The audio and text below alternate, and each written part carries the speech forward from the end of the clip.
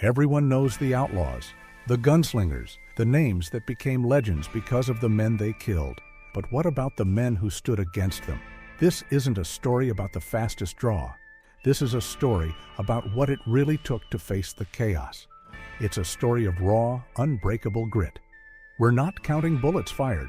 We're measuring the strength of will it took to track a killer through 1,000 miles of desert and to do what was right when the entire world was wrong. Forget the Hollywood myth. Tonight, we're hunting for the truth. This is the real story of the top 10 toughest lawmen the Wild West ever produced. Men who didn't just wear a badge, they were the law. But before we begin, be sure to like and subscribe to our channel to support our community. Garrett secured his historical standing through one famed deed, the killing of Billy the Kid. Serving as the sheriff of Lincoln County, New Mexico, he was given a straightforward mandate: put a stop to the disorder wrought by William H. Bonney. Garrett proved to be a resolute tracker who triumphed where other men had not, successfully locating and apprehending the kid. And after Billy broke out, murdering 2 deputies on his way, Garrett pursued him once more, concluding the manhunt in a darkened room at Fort Sumner. Yet this singular action did not earn him the widespread acclaim one may have anticipated. A significant portion of the populace viewed him as an antagonist who had waylaid a celebrated folk figure, casting him as a sorrowful character whose name remains perpetually tied to the young outlaw he made eternal. Next on our list is the individual who subdued Deadwood through the force of his gaze alone. Seth Bullock's formidability was not tallied by the men he gunned down, but by the sheer power of his resolve. He came to the infamously unruly Gold Rush settlement a single day before Wild Bill Hickok was killed, an incident that underscored the camp's profound lack of law.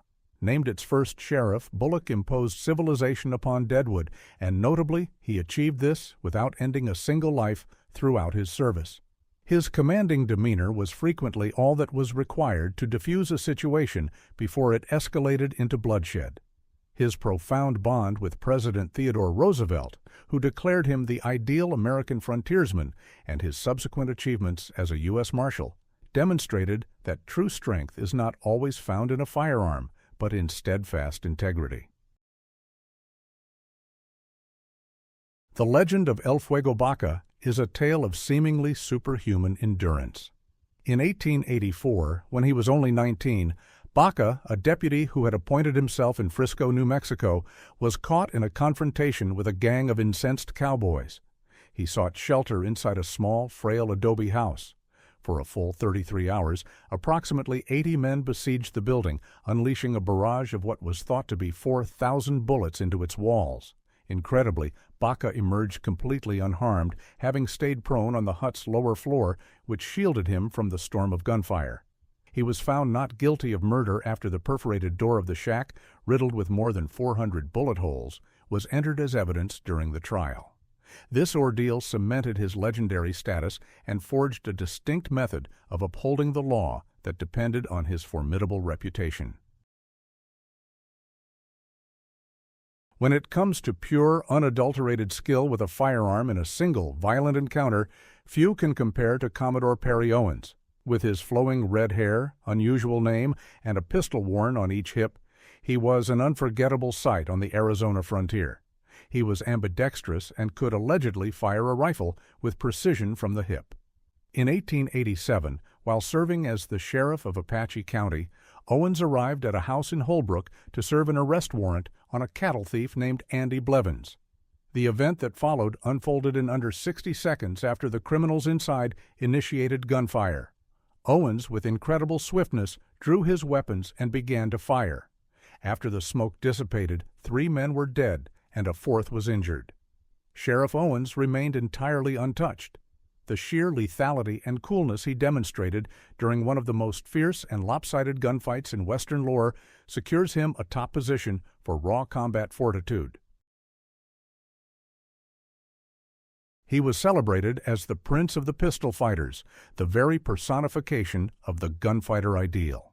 Wild Bill Hickok's famed quick-draw confrontation with Davis Tutt in 1865 is frequently cited as the inaugural duel of its kind, a direct face-off on a public street that resulted in Tutt being fatally wounded from a distance of 75 yards.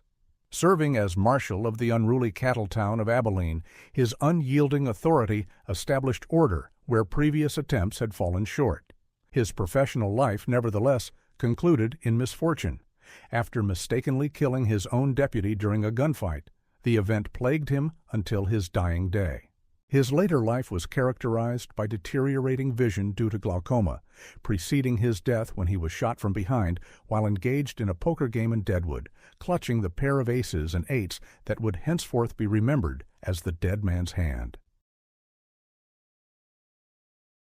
When Cochise County, Arizona, required strict authority following the turmoil of the Earp period, it selected John Slaughter.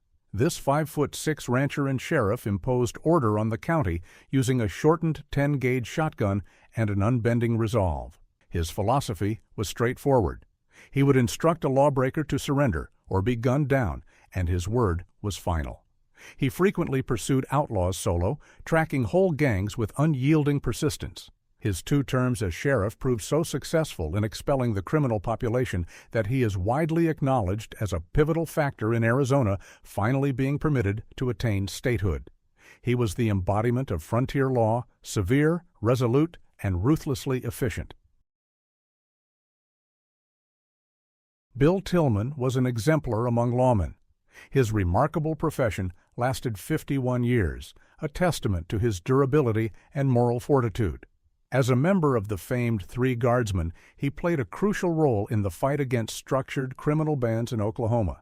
He was renowned not for a quick trigger finger, but for his steadfast bravery, sharp intellect, and superior tracking skills. His most noted accomplishment was the apprehension of gang leader Bill Doolin. Tillman found Doolin at a bathhouse, disguised himself as an ordinary townsman, and took the startled outlaw into custody without discharging his weapon. Even Bat Masterson declared him the finest of their profession. He performed his duties honorably for many years until his tragic death while on duty at 70 years old, slain by a corrupt prohibition officer, a guardian of the peace, until his final moment. He is the most renowned figure, the symbol whose name is interchangeable with the Wild West. During the 30-second burst of violence at the OK Corral, Wyatt Earp etched his legacy into history. His companion, Bat Masterson, characterized him as completely devoid of physical fear, and he was notably never injured in a gunfight, affirming his formidable courage. Yet his professional life was not free from dispute. His younger years were clouded by allegations of stealing horses, and his celebrated vendetta ride was an extra-legal pursuit of vengeance that concluded with a murder warrant being issued for him. In his later years, he deliberately crafted his own legend, cooperating on an admiring biography that whitewashed his history. Although his formal service as an officer of the law was briefer and more disputed than some, the raw intensity of his time in Tombstone and his enduring immense legendary status secure his position among the truly toughest. If Wyatt Earp was the archetype, then Heck Thomas was the career lawman. As a commander of the Three Guardsmen, he epitomized a modern kind of officer, the methodical and persistent tracker. His resilience was tempered in his youth. He worked as a messenger during the Civil War when he was only 12. While other men maintained order in settlements, Thomas conducted campaigns against criminal bands throughout the wide, hazardous reaches of the Oklahoma Territory. He was an indefatigable pursuer and a dauntless combatant who sustained injuries on several occasions while serving. His paramount accomplishment was the final showdown with the infamous outlaw Bill Doolin. After trailing Doolin to his refuge, Thomas confronted him and, when the bandit reached for his gun, ended the threat with a single shotgun round, conclusively terminating the Doolin gang's era of terror. For 32 years, he patrolled the most perilous region in the nation. Indian Territory was an area where 120 of his fellow deputies would be killed, yet Bass Reeves persevered. A former slave who stood a commanding 6 feet and 2 inches tall, he ascended to become the most dreaded and esteemed Deputy U.S. Marshal of his day. He is believed to have taken into custody more than 3,000 criminals, a number exceeding that of nearly any other officer from the period. He was a master of deception who once fooled 2 outlaws by arriving at their mother's home, posing as a runaway, and then arresting them while they slept. His principles were unwavering, a fact demonstrated when he was issued a warrant for his own son for murder and proceeded to track him down and apprehend him nonetheless. He served longer, captured more outlaws, and endured beyond almost all of his renowned peers, all while confronting prejudices they could never fathom. For his unmatched success, his steadfast principles, and his astonishing endurance despite tremendous hardship, Bass Reeves was, unquestionably, the most formidable lawman of the Wild West. So, while these 10 lawmen represent the pinnacle of true grit, the American frontier was vast, and legends were made every day. Does our list get it right? Who else possessed that unbreakable will, that raw nerve to stand against the chaos? The debate is what keeps their stories alive, so let us know in the comments. Which frontier lawman do you believe had the toughest job of all?